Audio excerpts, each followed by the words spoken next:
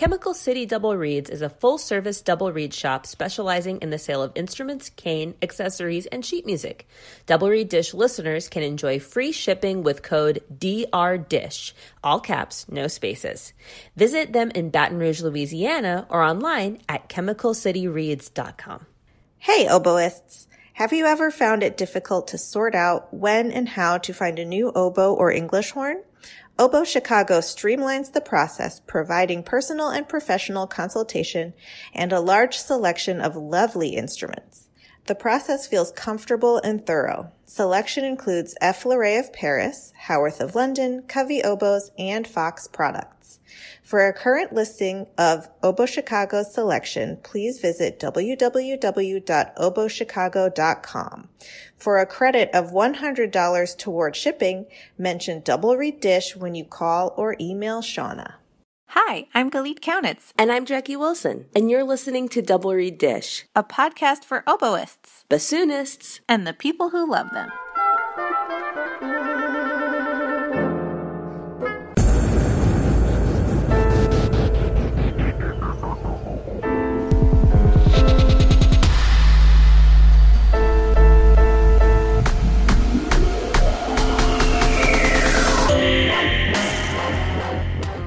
So, the other day, I was on campus for the first time in quite a while. One of my students has her recital tonight, and so we were doing a chamber music coaching. It was the Pulak Trio. I've heard of it, yes. I have gradually changed my teaching style to adapt to an online environment, which makes me a lot more animated. The volume is way up, and I walked into that in-person coaching, and it was so much. The students were looking at me like, she's lost it. I was like, I need to tone it down. How have you been lately? Oh, I've been good. I'm looking forward to this Thanksgiving break that is coming up. I don't know about you. Yeah, I'm super looking forward to it because our last day of class is the 23rd. So once we hit Thanksgiving week, like donezo. Oh, that is not the case for me, but I am very much in need of a breaky break. And obviously, it's not safe to like gather or travel in the ways we might normally for Thanksgiving. But Chris and I kind of did a compromise and we rented an Airbnb. It'll just be the two of us and Buddy, but just to get out of town and kind of relax, you know, be warm and snuggly and take some time off. And I'm just like mentally, anytime something gets stressful, I just like close my eyes and like go, think of the Airbnb. Think of the Airbnb. So I love that. That's going to be so nice. Becky has promised me that she's going to roast a whole chicken and she's going to make a couple of different pies for Thanksgiving. Well, speaking of looking forward to Thanksgiving, I thought we could do the corny things we're thankful for. But you have a very big life development to be thankful for, and part of that is oboe adjacent, so I think you should tell our listeners about it because I'm super happy for you. Oh my God, Becky and I bought our first home. Yay. And I am speaking to you from my creaky chair in my attic room that is going to be my oboe room. Right now it's just U-Haul boxes everywhere. I can confirm. Can confirm, boxes everywhere. But this is going to be my space. It's a sweet house. It's exactly what we were hoping for in exactly the budget that we were hoping for. It's such a beautiful thing to feel like you can settle down and put down some roots and grow where you're planted. That Ben Kamens talked about in his interview about just like embracing where you are now. It's such a wonderful feeling to let go of the constant striving for better and recognize what you have now is wonderful. It's just a house, but it really, that's what it all symbolizes for me. It's like we can finally be a family in the same place, both of us being happy and fulfilled doing what we do. It's pretty remarkable. Absolutely. And I'm so excited for you to get your studio space set up. Moving to Pullman was the first time that I've had a home office place to have all my like read stuff at home. And obviously that takes on a new importance working from home the way we are. But I love to just have a little, part of the house that's for like me and my cane and my thread and my books and all my stuff. So I thought we could maybe round this out with continuing the things I'm thankful for double read style, since we are a double read podcast. What? So I want to know what read tool you are most thankful for. My Cooney Bear Michelle gouging machine. Tell me why. I'm in love with it. It is such a fantastic gouge. And now the blade is starting to get dull, so now I'm going to have to do something about it. But it has improved my reads like you would not believe. It was so expensive, but I treat it like a little precious. Don't touch it. Don't get near it. It's mine. What about you? Okay, I'm going to have to go with my... Do you say guillotine or guillotine? I say guillotine because I'm pretentious. I usually say guillotine, but then I always wonder if I'm doing it right or not. Anyway, the chomp chomp. Chomp chomp. That makes it so I don't have to use the cutting block because I would always have like diagonal reeds at the top. That's not good. Or I had for a long time these like tip snippers that my dad got me from the like hardware store, and It's an unfortunate name. They were not made for tipping reeds. They were made for, I guess, like wire or something really industrial. So they would like smash and obliterate the tip opening. It like wasn't the greatest option. And then because they were so powerful, like the reed would go shooting across the room as soon as you like clipped it. Also not great. So I'm happy for my guillotine. I'm thankful for you. For a long time, I was like, that is an exorbitant purchase. I cannot possibly budget for that. And then, eventually. What Etude book are you most thankful for? I'm most thankful for the height scale book. It's not an Etude book, but it's got Etude-like qualities. And this thing, it's the height foundation studies. I bought it in 2006 and I'm still not good at it.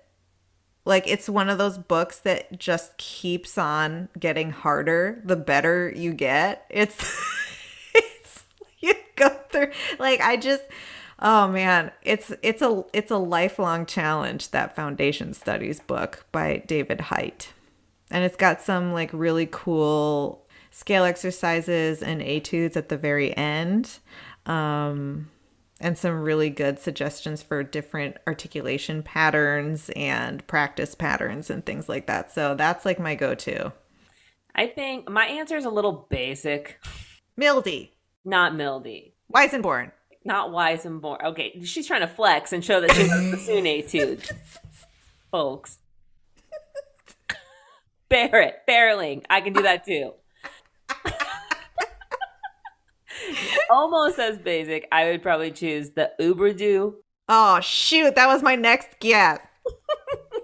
For the opposite reason of you, because it is not incredibly hard. It's more kind of like a back to basics thing. And when you're like, I just want to play something where I sound good and where I don't have, like sometimes etude books can be like, oh my gosh, holy moly. Like there's a time and place for those type of etudes.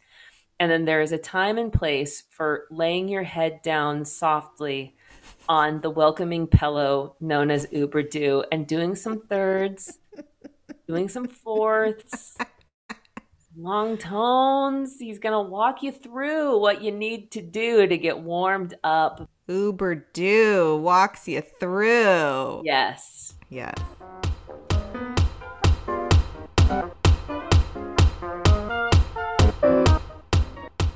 Ugly Duckling Oboes is dedicated to the development of young oboe players. They provide quality handmade oboe reeds, private lessons, and high-quality oboe sales, rentals, and consignments.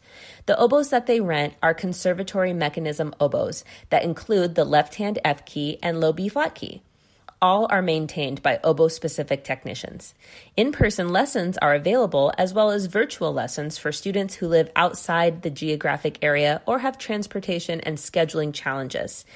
They also offer online college audition coaching for high school juniors and seniors who plan to audition to be music majors. Visit uglyducklingoboes.com for more details on how you can set up yourself for success and sign up for their newsletter. That's uglyducklingoboes.com. Janet Ingle loves the oboe. She has built her business on providing high-quality handmade reeds, education, and a sympathetic ear to oboists across the country. When you order from Janet Ingle Reeds, you get prompt communication, reeds or cane handcrafted to your specifications, and cheerful, friendly customer service. All orders are mailed within 1 week, sometimes much faster. Single orders or monthly read subscriptions are welcome, and she'll work with you to find the combination of response, resistance, stability, and flexibility that is right for you. Janet doesn't just do reeds either. Look at janetingle.com for a selection of reed cases, swabs, and tools, or for reed making videos, classes, and boot camps. Podcast listeners can use the code DISH for 10% off their first order at janetingle.com.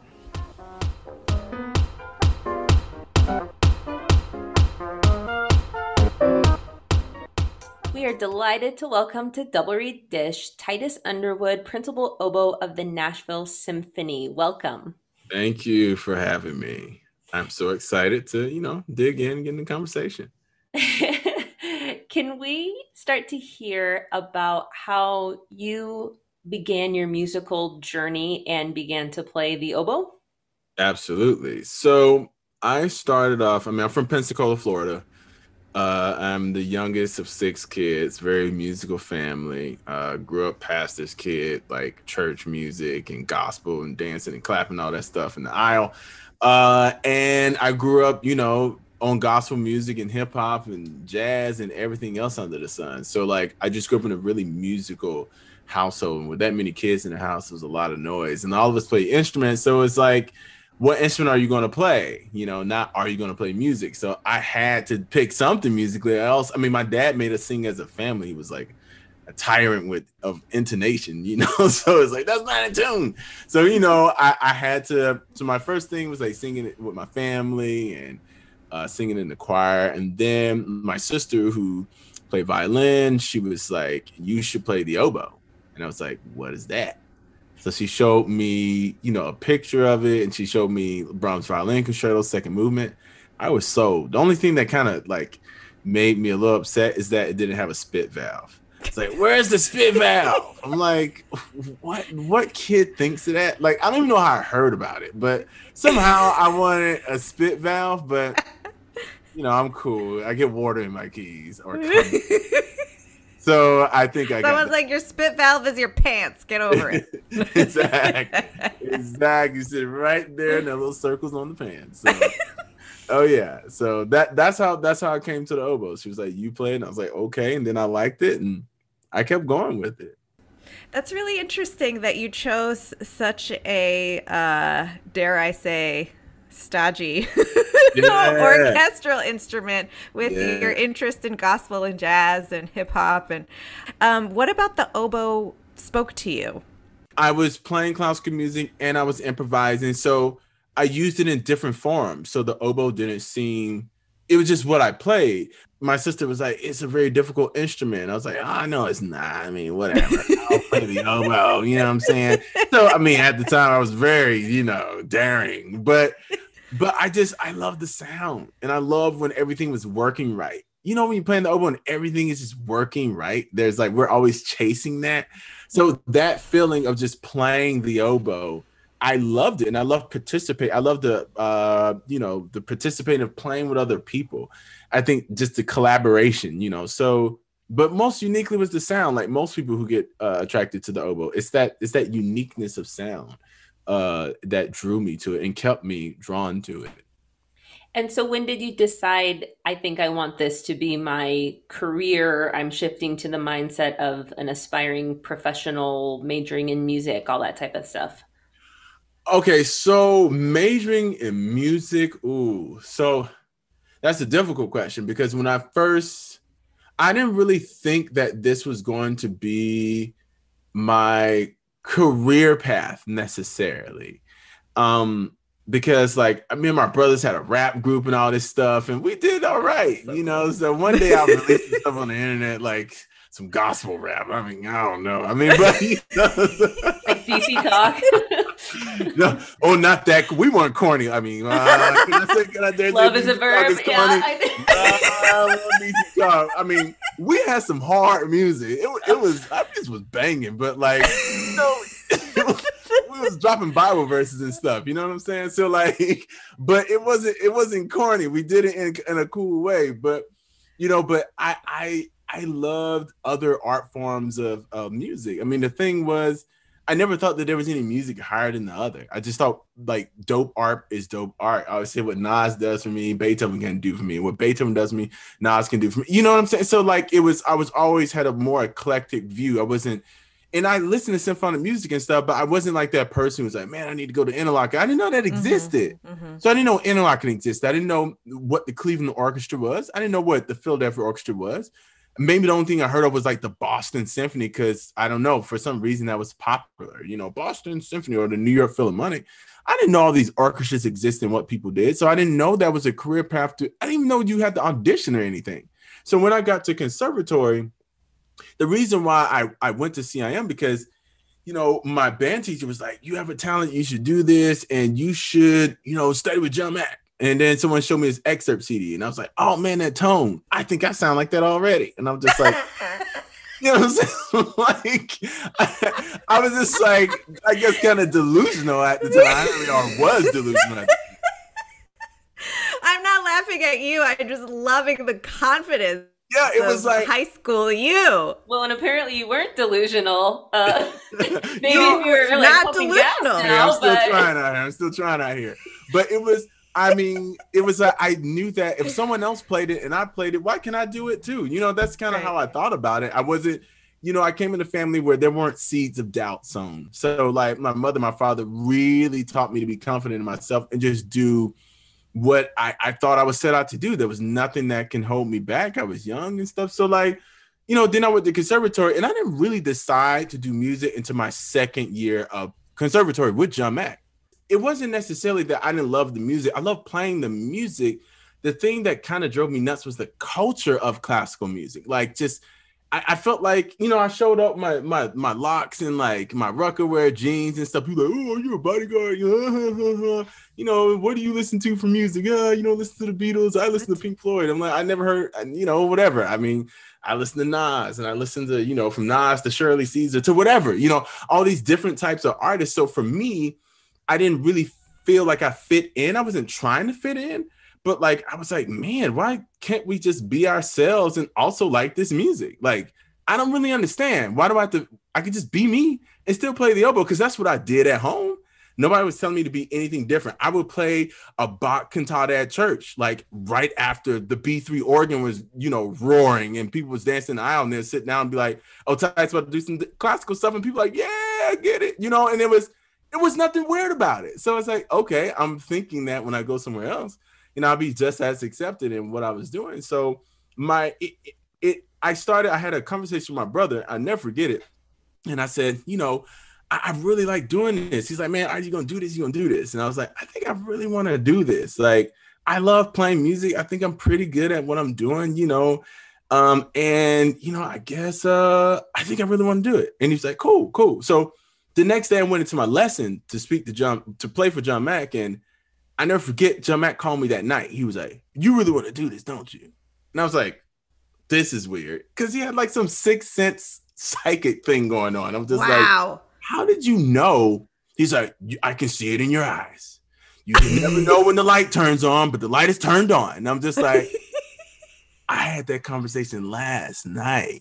And this guy called me telling me that I actually want to do this. And from then on, I knew I really wanted to do it. I would love to hear more about your studies with John Mack. Mm-hmm. His memory is a blessing. Let's talk about it. Absolutely. So I would say John Mack, I mean, of course, there were plenty of people who took, a chance on me and really wanted me to grow and things like that. But John Mack was that first person who really gave me a glimpse into what I had potential for in the professional world.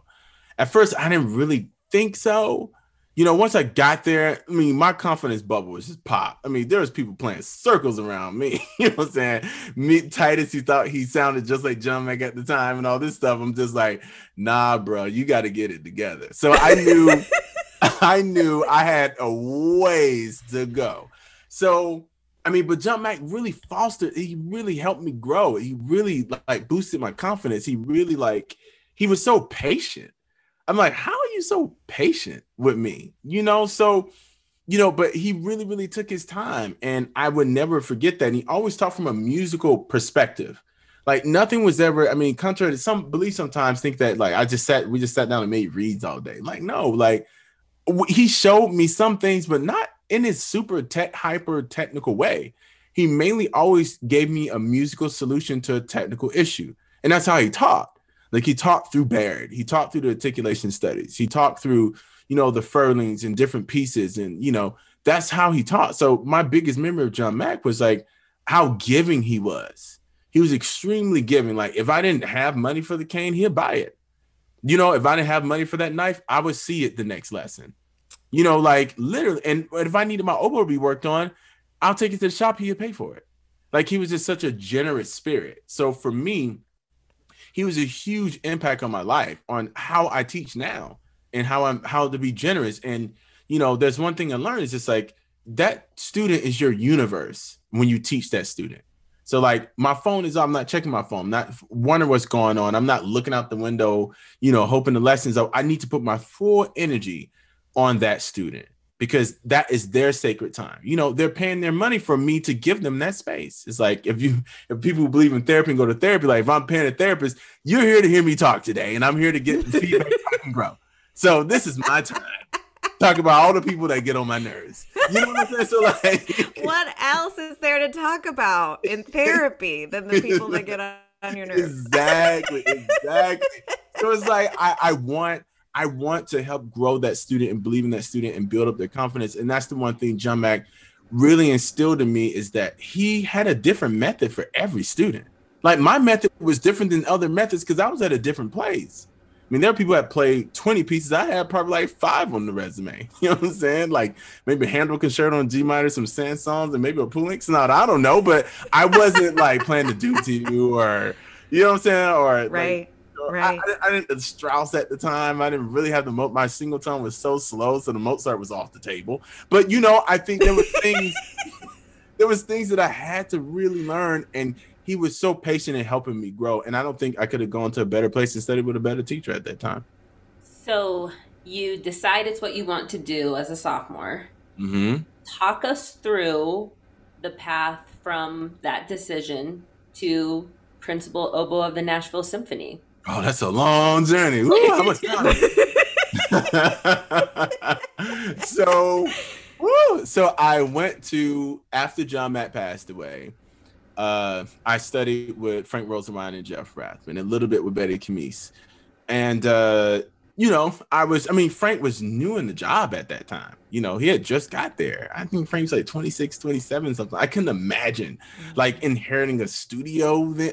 Impossible. So shout out Frank, man, you did a great job. And like, I really was like, it was kind of like John Mack was like a teacher. And then me and Frank, he was a teacher, but it became like a partnership because it was like I would demand things and say, hey, Frank, I really need this, or I really need help in this. And he really stepped up and saw how much I was investing in that, which grew his interest to also foster me as a teacher, because he wasn't in like that full-time teaching all those students. And that's a lot, to keep up with, and also trying to get tenure and principal with the Cleveland Orchestra. So, that was a lot. And I was a very demanding student. So I really wanted, at that time, I decided that I wanted to do this. And then I lost my teacher. So I'm just like, I don't have John Mack in here to like see me through this, So my thing was like, I got so much out of Frankie. He helped me so much. And it's like, I really want to go to Juilliard. I want to study with Elaine Device. I was like, okay, I'm gonna do the 1-2 combo, the CIM, the Juilliard. So that's what a lot of people did. And I was like, hey, I want to do that too. And I was like, I really want to study with Elaine Device.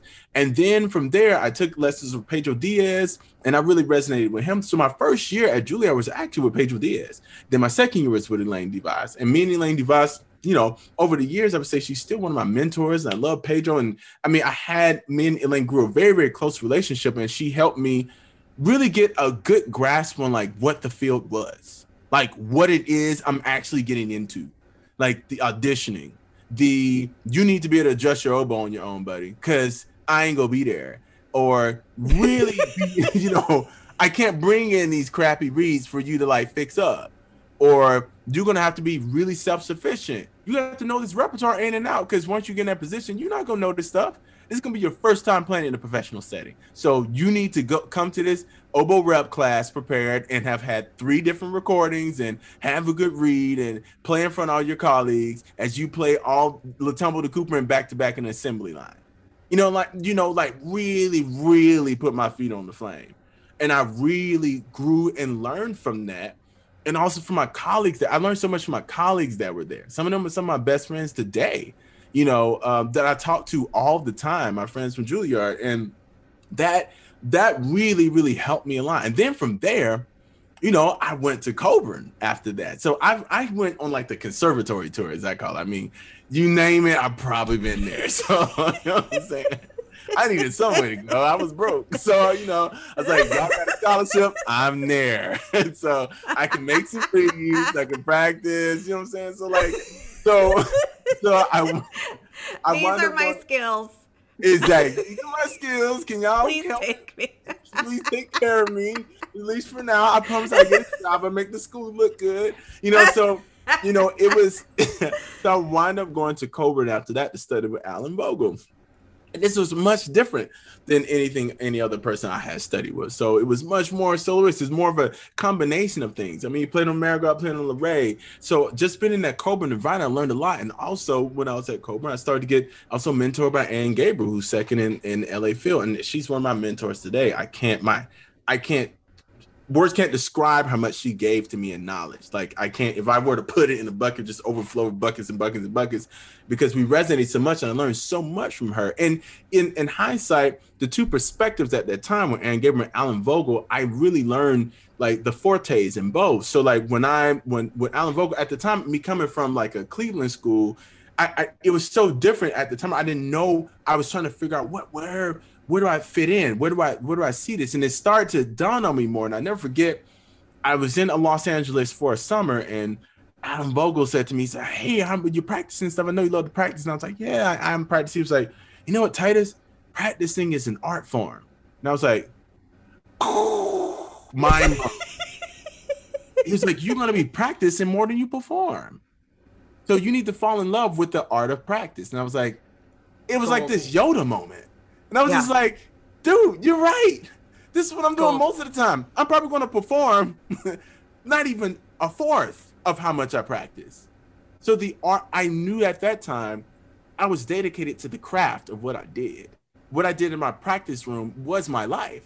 And I get actually paid to practice more. And then I perform what I practice. And I move on to the next thing, and I keep practicing. So I'm dedicated to a craft and a process more than a destination or a job. So then at that moment, it made me put peace in me and content.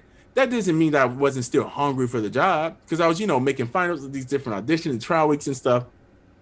And I mean, Ann Gabriel just gave me so much knowledge on just the basic phrasings of things, like where music goes, if it's going somewhere or it's coming from somewhere, or like how my read should be set up, how my air should be, where to focus the sound, like really, really. It's not that I didn't learn that from all my previous teachers, but it was like, because I didn't have all that set up from high school, like I was learning so much. And at the time when I was in different schools, I was kind of faking the funk in a way. Like you figure out a way to tape it together and make it work.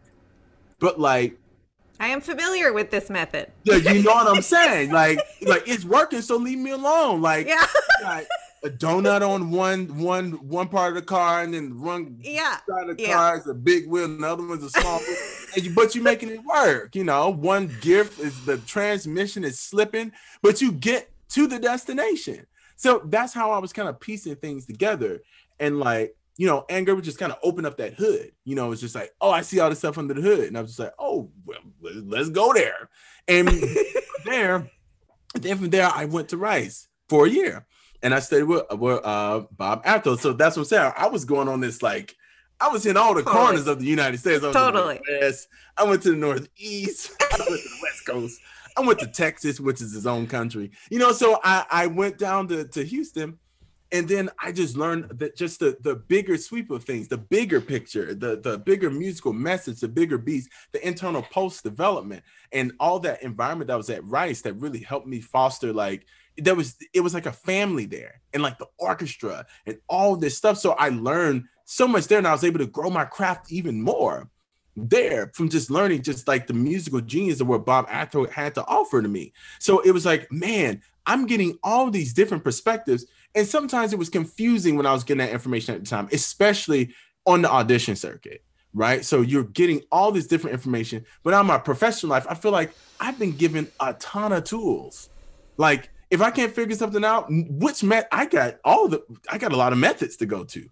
And at that time I studied with Richard Williams at Aspen, which was a very life-changing experience. So there were so many different teachers who I came in contact with that I got to know. Then from there, I went and got to 2 years as associate principal in Utah Symphony. So I'm at Altitude at that time, making reads at Altitude, which is a much different thing for people, been to Aspen or Breckenridge or NRO, all that stuff.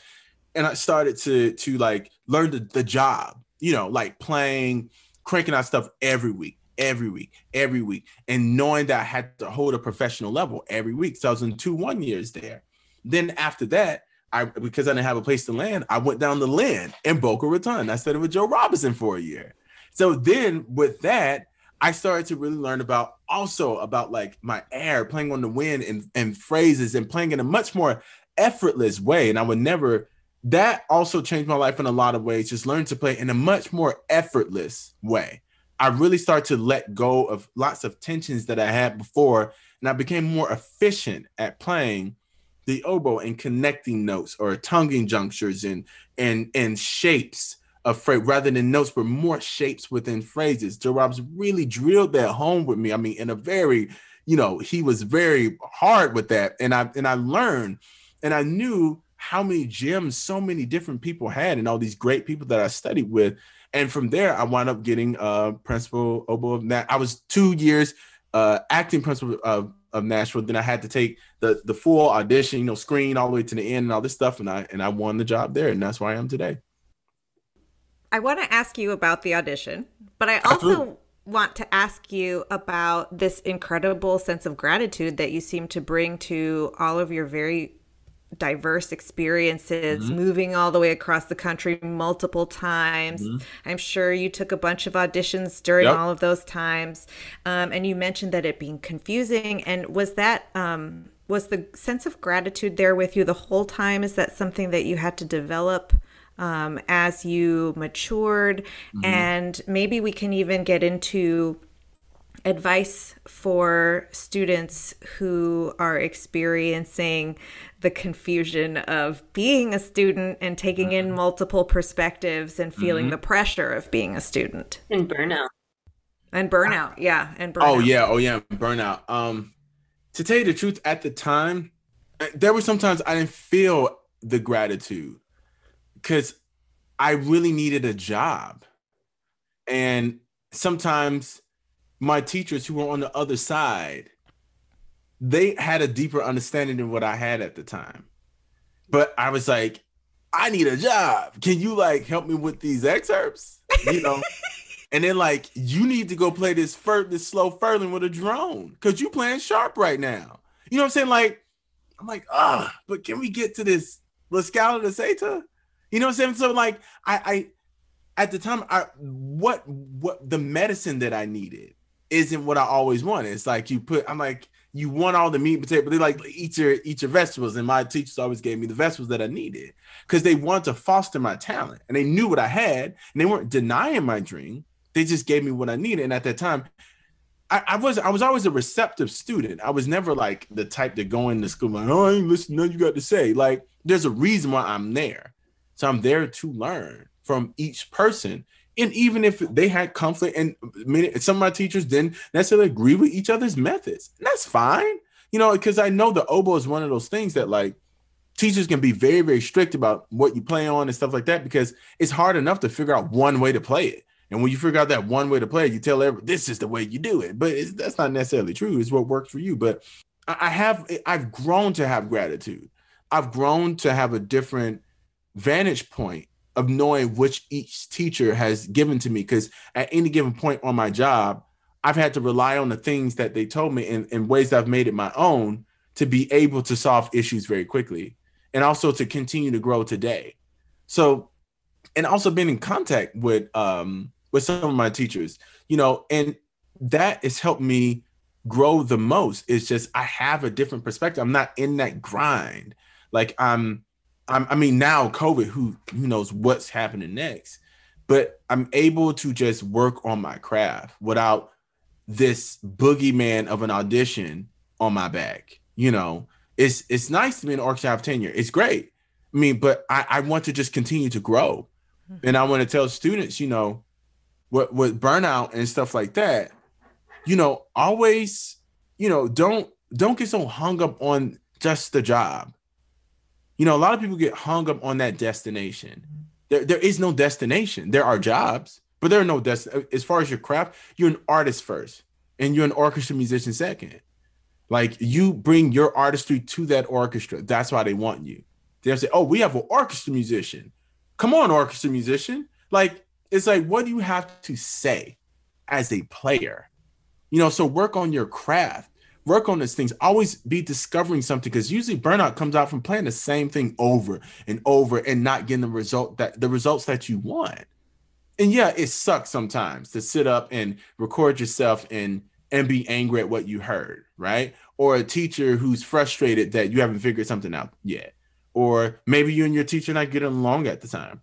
Or maybe, a lot of people dealing with burnout because they're playing over Zoom all the time, and they don't have anyone to play with, so they can't re-energize themselves with that energy of playing with others. So I would just say, try your best to keep, like I said earlier, was you're dedicated to the art of practice. And that art of practice brings you in other rooms of participating with others who love the art of practice. So you get together and you rehearse together, which is an art of practice, and you perform. So it depends on the perspective that I have that keeps me from burning out as much. And it also makes me humble and grateful that I have so much to learn. And having so many teachers, I know that probably some other people, I've been to a lot of places and met a lot of people in this business, and a lot of people who've played in a lot of great positions. I've really got to see a full scope of, the American, differences of styles of oboe playing, and what are the things they have to offer. And everyone's coming from a genuine place of thinking that this is a great way to approach it. And that's what I really, really learned, that each one of those have immense value.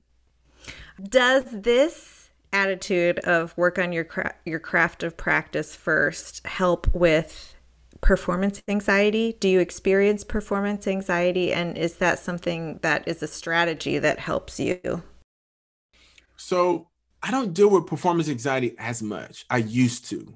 But for me, the way there's two different things. There's the audition anxiety, and which I think can be different from like regular performance anxiety. Because some people say, you put me on the job, I'm great. People in audition, it's not so great, right? That's a very common thing that I hear amongst people who are taking auditions, that feel like they're still trying to, they haven't quite gotten over that Achilles heel of getting through a list on a stage and being a number behind the screen. So for performance anxiety, one thing that I did to really help myself was one, I do a lot of mental projection, a lot of mental practice. I always say when I'm performing something, it's a nostalgic moment more so. And of course, I'm creating that moment. Of course, I'm creating music in real time, but I need to be so prepared that I know exactly and of course, there are a lot of moving parts in an orchestra. That's what makes it so interesting. You have 88 or 100 people on the stage, all going trying to create a musical goal for a composer that wrote it for us with a conductor that's conducting it. That's a lot that's going on while trying to balance things and pitch and rhythms and articulations and interpretations. There's a lot that's happening. So for me, a thing that helps me with performance anxiety is being in the moment. Because a lot of times anxiety comes up when there's a boogeyman telling you you're going to mess it up eventually. It's coming.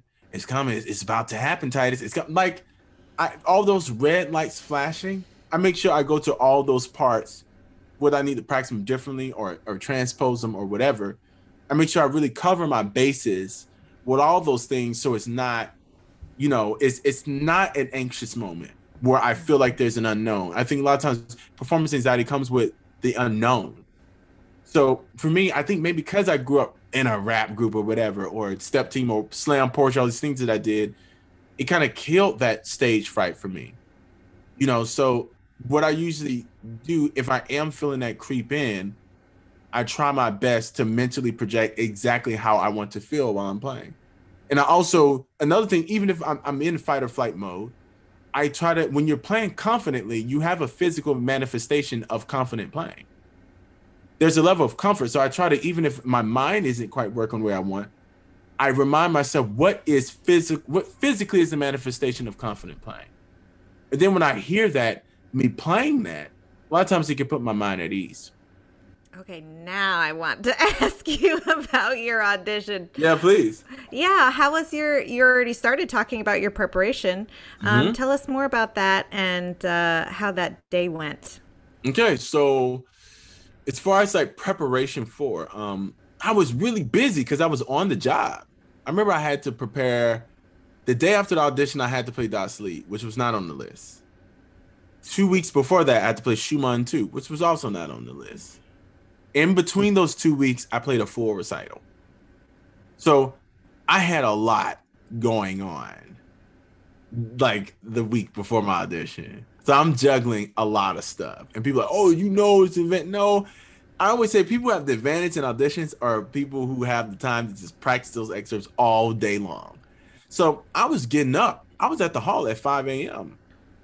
practicing. Because I said my best hours, my best playing hours, some of that is going to have to go to myself rather than me warm up and all my best hours and not to come home tired after a double to practice this list. There's no way I'm going to have the time. So I had to get up. I was up there at 5 a.m. I had a very strict read regimen for that. I played for one of my colleagues, Julia, all the time. She was very good at helping me train mentally for that. Very good with mental practice and things like Principal Bassoon. You guys should interview her as well. She's great. And for me, I started to really understand the power of my thinking more so than just playing through stuff all the time.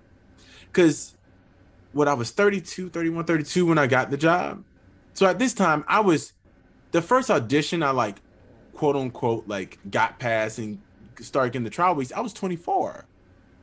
So this is 10 years ago at this point. So at this time I made about 15, 16 finals. I had at least 3 different orchestras of trial weeks. So I had seen that pathway plenty of times. I was like, you know what? I'm not going down that pathway again. I got this one. I've got to nail it. I've got to, Titus, you got to get it together. All right. And I was just like, I come close so many times. So the thing that happens within this business, I understand, which is going to always be there, unfortunately, is that you can always find someone younger than you that can play faster and better than you in some ways. Always. There's always someone who plays the Tchaikovsky violin concerto at 20 and they be like, you saw this 8-year-old on YouTube who played it's perfect. That's always there. And you have to just kind of be in your own lane, doing your own thing, because it's viewed as a young person's sport. It's not. It's just whoever plays on that day. It's the beauty of the screen. No matter, it doesn't matter who you are. It can be the hot shot at whatever conservatory, studying with whomever, and you can show up with your stuff just as like, tight and worked out and imaginative and in tune and in time and commanding. You can do all of that because you have the power to do it. So I really started to think to myself, how do I do this without having all this baggage that's there? So I did a lot of mental practice more than anything else. I walked on that stage 1,000 times. I played in 1,000 different outfits. I played those extras perfectly, absolutely where I wanted to go 1,000 times. I walked in that warm-up room 1,000 times. I got that check why did we still write checks and hand out? I hope they just get rid of checking. Just Venmo me. I know, Venmo me. I picked up that deposit check 1,000 times.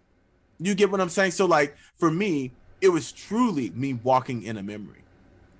So I didn't feel uncomfortable because I was like, I've done this. It's not like, oh, why did they put Tombeau and the Scholar Saintor and Lemire on the first round? Oh, what did they do?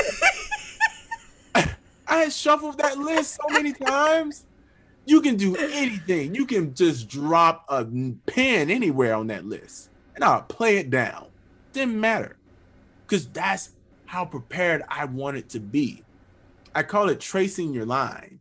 You're literally tracing, it's like a coloring book, which you've already made. And you just go in there, open up each page and trace it. You're not going there trying to try out, oh man, I don't know what to draw. No, it's right there and it's beautifully made. And people say, well, there's no inspiration in that. No, because it's what I drew. Does an artist show up at the museum and say, man, I wish I could draw on that again? No, it's his art, it's his painting. He thought about it. So I think of every piece, not excerpt, every piece as its own artwork in which I've created. And of course, in context of knowing what the composer, all the contextual things, of course, we know all those things that are there.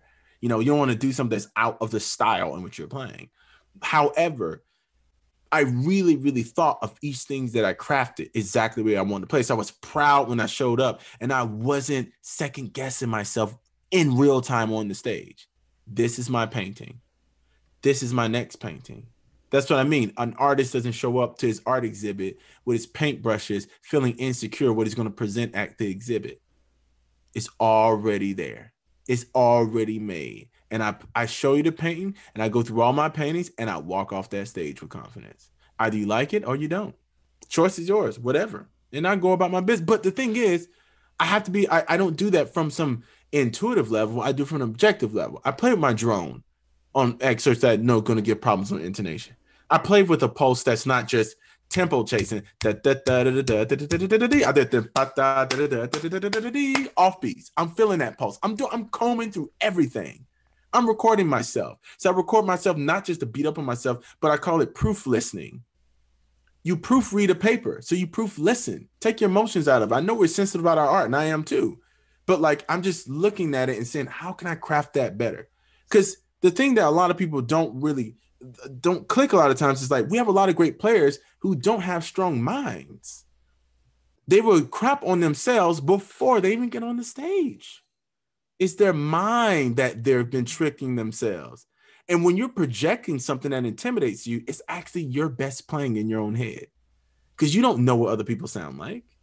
So these are the process I would go through. I said, I'm going to be the thing that intimidates me because I'm projecting myself. I'm just going to grow into that and play that way, what I'm hearing, not what I think I'm going to place on another candidate that's in my round. Not be like, oh, that person's here, that person's here. Oh, snap, he was in my round. It's like, who cares? So what? No one knows but you, because you're too busy getting stuff tied up in knots and taking your painting off the wall and taking the brushes back out. So that's how I really prepared mentally. And I tell anyone to prepare for an audition, you know, you got to really dig in there and go through everything. So for me, especially an older person, a quote unquote older person in this art form, I knew the stigma that comes with that. You're in your 30s and you still on the audition trail. You still taking audition. You 32. So what? My path is my path. You know, if we got to the same destination, I don't know how far your house is from here, but we're both here, right? So like, doesn't matter what my journey was. So that was the thing. I knew I had to reinvent the way I thought about auditions for this one. Because when I was 24, it was a lot different. I was a lot more blindly confident then. Because I didn't have all the baggage. I didn't have all the trial weeks. I didn't have all the finals. I didn't have all the auditions that I showed up. I didn't even pass the first round. Or I got cut after 2 excerpts. You know, and my confidence goes down. My playing goes down. I didn't have all that. And people saying, why is this? Why is that? Why you can't hold a job? Maybe something's wrong with his playing. Like all that talk. I had to shut all that out and be like, Titus, you got to focus in on you. And that's what really helped me get over that line. Well, I can tell you grew up in church because you're taking me there right now. Pastor's kid. I told you I get on this roll. I need an organ behind me right now. So you know. I want to go practice my excerpt. Go practice. Yeah. Oh yeah. And let me talk about the actual. I'm sorry, I didn't talk about the actual audition. Please. When I was at the audition, it was like any other audition. You go through the rounds. It was all behind the screen, and then Titus is the last person standing. That's how that went. So that's the long and short of that. But I'm glad I got to go through. So the story is, I won. I won. And I remember, I never forget. Yeah, it's like I knew. I mean, I was so in the zone. I was in the zone. I remember how those excerpts felt. I remember really trusting what I had to deliver. I remember in the final round when it was 3 people, then I went to a super final, it was just me. I remember in the first final round, the only note that I missed was the first attack of Mahler 3 that was at the end of the list. And then I was like, you know what? Let me try that again. And I played it again. It was just fine. I was just fired up. I was like, I'm ready to go.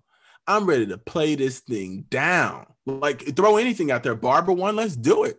I'm going to give you legato for days. So let's go. You know what I'm saying? So, like, I think it's like when you show up, you got to feel like that's your space. I tell people this. When you're in an audition, don't let the listener step on your stage and crowd your performance. That's your time to perform. Unless you both playing at the same time and trying to see who plays louder. I'm not going to let your listening crowd my stage. I'm going to play. This is my time. So because you're over there, this is my space, which means that I'm in control of what's heard. I'm in control of what's heard because I'm delivering the sound. And I'm going to deliver what I promised. And I'm going to deliver what I practice in this room. I'm going to deliver exactly what I promised myself I would deliver. So here I am delivering what I promised. And I'm confident in that. And that's why when you're there and you're playing, you got to believe in what you're doing. You're there totally convicted. You have full conviction on what you're doing. And people can feel that conviction. They want to be a part of that. That's what makes people say, yes, yes. You've crossed all that. I'm not saying don't go in there playing super out of tune and you playing with a ton of conviction. That no. My tempo's wrong, but I played with conviction. No, you need to, make sure everything is combed through. After you go through that, like Miles Davis said, take the gloves off and just do it. At that time, it's so internalized that you're singing at that point. You're singing every excerpt. So, yeah, that pretty much the day, that's how I felt through each round. Just really in the zone. Every round, just knocking them out. I remember I would walk out and I would reach my arms into the air like this before I played. Because you walk in there kind of like this. But I walked out, I just stood up and stretched my arms out like, this is my space. And then after that, I sat down and I played. And then I go another round. This is my space. Because you can feel yourself shrinking. The screen will make you shrink. The silence will make you shrink. The opening of the reed case will make you shrink. That first trill in the Mozart concerto would definitely make you shrink. So everything is there to just push you down. And then you give that crown to someone else that you don't even know. I'm going to let you play better than me, what I prepared. Because I know you probably, whoever you are in my head, I'm projecting. No, I'm going to be that person in that space at that time. And either that group likes it or they don't. So I really learned the art of that, especially for this audition, more so than any other audition that I had taken. And that's not saying that I didn't take other auditions with confidence. I remember ones that I really felt like I played well, but it just maybe wasn't the fit for that place or anything like that. But for that one in particular, I was like, I got to do this. And I was engaged at the time. I was like, I can't be engaged and broke. So, what I'm saying? I need to get together. But, so like, I have nowhere to go. So I was like, well, I'm going to go. So, I think there were other incentives that put fire under me even more so. and also just my friends and my fiance and my great friend Julia, and I had and Elaine Devine and all these great people who were around me, and Ann Gabriel, all these people who really helped me up, really pushed me. And Joe Robinson was very helpful, just people who help, hold me up and restore my confidence. So that was also very helpful in that process. I'd love to follow up on something you said earlier about your time in Utah, where you said you had to learn how to do the job. And so I'd love to shift from auditioning and getting the job to doing the job, and what you've learned in your position about how that works and your concept of what is a great principal oboist. Oof, me on the job and what you're doing. The one thing, and this is what I mean by many teachers and relying on things. I remember I asked Joe Mack, I said, how did you play principal of Cleveland Orchestra all those years? He was like, I said, were you ever nervous? He was like, I wasn't nervous. I was mainly concerned, and I always was concerned about, my colleagues. I didn't want to let my colleagues down. I have people counting on me when I show up to work to deliver my part. And that became more and more real, just being a great colleague and citizen of your institution and of your group and of your orchestra, and showing up with your best. And even when people are not playing their best, being an encouraging colleague to know that they're trying their best. Because it can be orchestras can get toxic pretty quickly sometimes, depending on, relationship. You don't know who was in relationship with who before, or whatever happened 10 years then when that person played this out of tune and it was like, gave him the middle finger. I don't know, but like, you have to just come there. And I learned more so to just be very, very thoroughly prepared. Respond quickly to what the conductor is asking you to do. Respond quickly to what the ensemble is doing. Be a leader in a very, very not this heavy-handed way. I know there used to be like this old school, I'm Principal Oboe, I'm the concert master of the section, listen to what I'm doing. It's like, it's better to be collaborative. It's better to not be alarming to people. It's better to not be so didactic and telling people what to do. It's better to invite people into your space. Play in a way that people gravitate to your playing. Play in such a way that it inspires others and they want to be a part of that. That's the thing that really makes music making special, is that I can demonstrate a lot through playing, a lot less through talking. Because I could be using the same words. You might not, can we make this shorter? And then some people will be like, well, how short? We're like, but, or is it but, or is it, so it's better to use very little bit about how much you speak, but a lot about how you demonstrate, and learn, the sensitivities. I mean, ask people how their day is going. Something as simple as that. How are you doing? How's your day? How's your family doing? Simple stuff. Just being a nice person. I mean, I get it that like you can be principal of this or whatever, but at the end of the day, I think like I'm blowing air through holes on a stage, and that's great.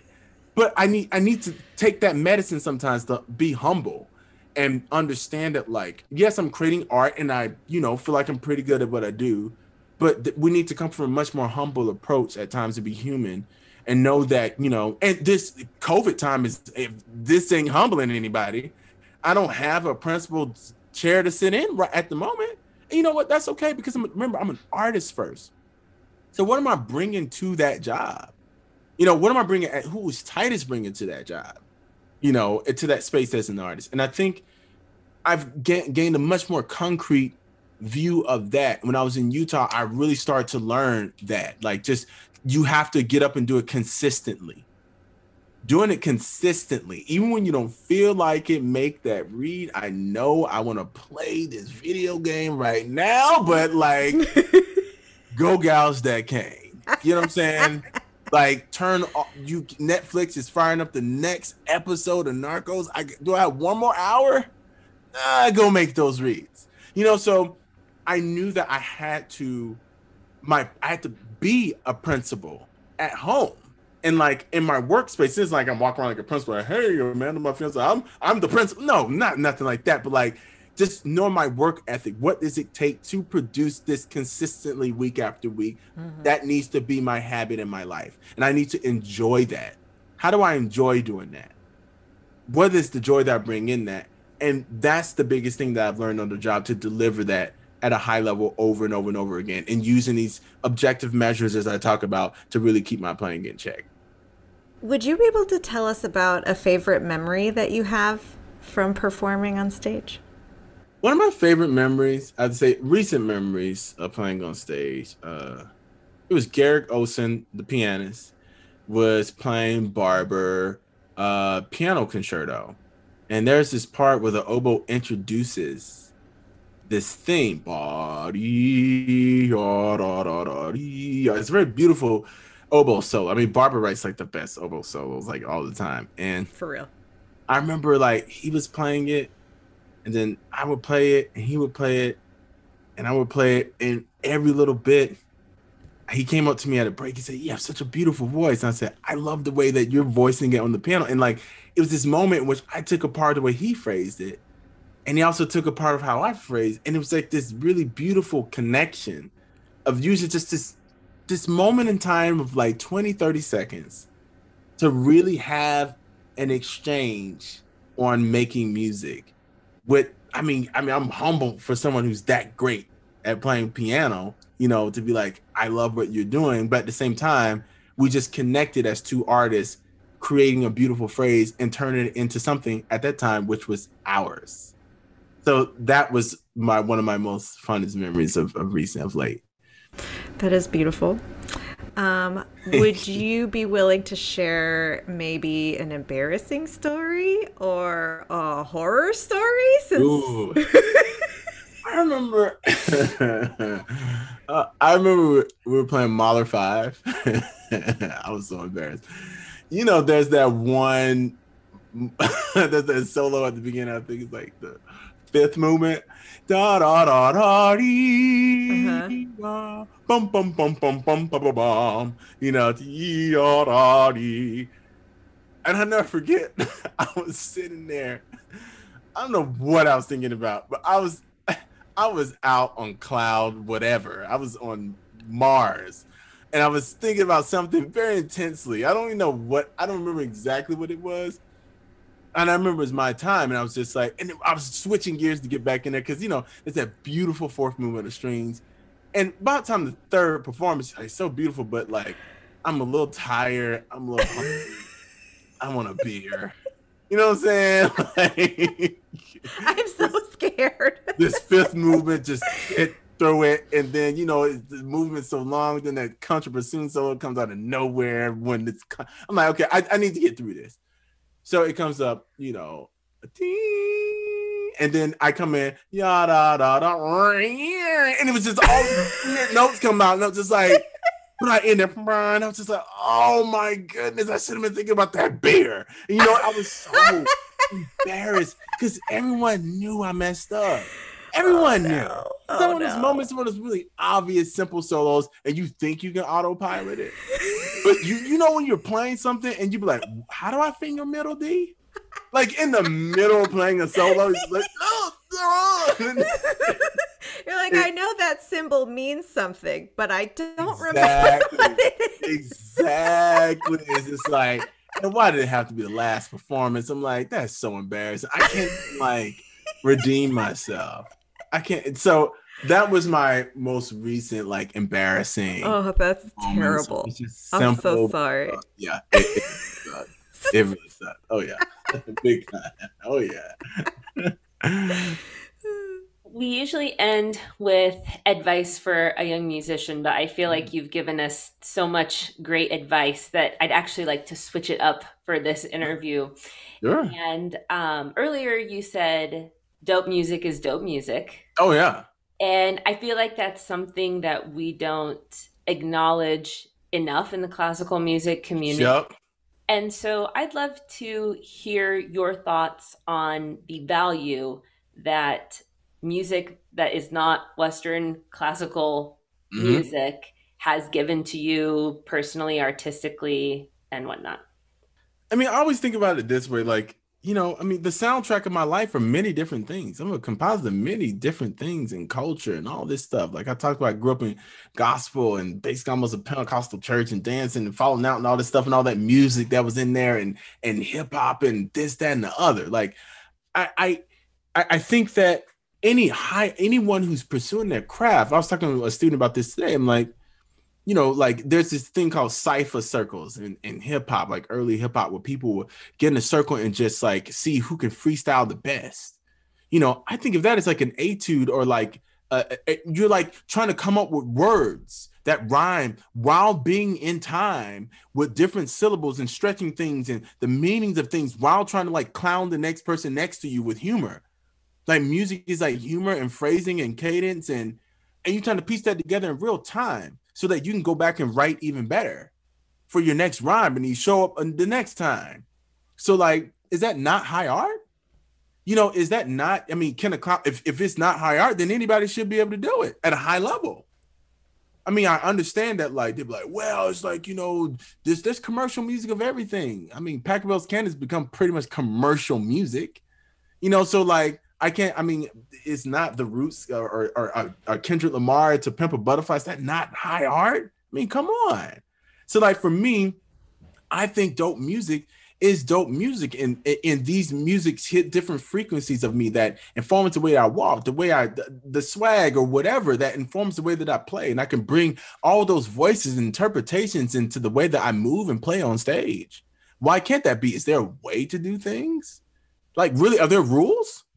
Like, I really ask, like, classical musician, what are the rules of which you can present yourself within the music? Of course, it's within the context of that composer, but like each voice brings it to life in a different way. So you view all that. I'm always studying all types of art forms in presentations and things like that. Because if presentation didn't matter, then we wouldn't show up in tails. We'd just show up in our pajamas and be like, the music matters, just listen. You show up dressed a certain way. You bow. You ask people to be quiet during the performance. There's a format that's there. Why can't we add to it from different art forms? And the one thing I've realized within, like, especially within Western classical music, is like what it values. And would we have a Bartok without those Hungarian folk songs? Right. Would we have a Bach without those hymns that were already there, those chorales in which he just said, you know what, these are pretty bare bone chorales. Let me see what I can do with this. I can expand on this. Mahler said, oh, there's this klezmer tune here. I can expand on this and make this even doper within, or just make it broader in a way within the vessel in which I create music, which is called classical music. Or, someone could say, I can turn this into a fugue. Why can't we take some of the sacred music of American music, what I would call it, the hip hops, the jazz, the all this stuff, and canonize that and embellish these tunes in a way that are familiar to an audience, and make that broader in a way that's just as intricate as Bach took a chorale, because that was the popular music, because most folks were just going to church and going to drink beer and having a bunch of kids. Bach had a lot of kids. But it's like, I think all these things that was going on at the time, like, why can that be applied to today? So I think when I think of something, when I'm listening to like an MF Doom album, or I'm listening to a Jay-Z album or whatever, or a Common or Lupe Fiasco, I'm inspired by how these people write. Like, how do you think of these words? How do you put these together? What made you do this beat selection? I'm not demeaning that process, because I do the same thing. I picked out a certain reed for a certain color. I phrased a certain way to bring something out. And most of us classical musicians can't write anything. So like, who's to say that we're the real artists? You know what I'm saying? Like, I get this other art form and performing, but these are people who are writing, performing, making beats, all this stuff. So I think there's just value in anything that someone's dedicated to at doing it at a very excellent level. And there's no levels to this. It's just dope music. It's just dope music. And that's really how I feel about it. Titus, thank you so much for joining us on Double Redish. This was just a fantastic way to spend an hour. We really can't thank you enough. Thank you. I really enjoyed it. And yeah, it's awesome.